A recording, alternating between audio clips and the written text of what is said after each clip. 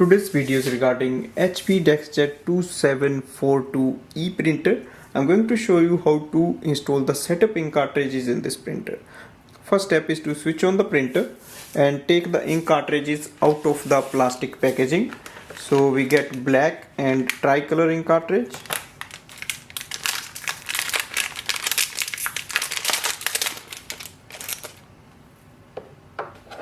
Remove the orange seal which is at the bottom of the ink cartridge.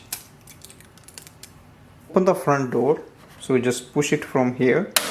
So you have to apply little extra force here, and you will see there is another door behind here, the second door. Once you open it, wait for the ink cartridges chamber to come in the middle. Now install the color ink cartridge on the color side here and push it in with little extra force. Hold the printer with the other hand.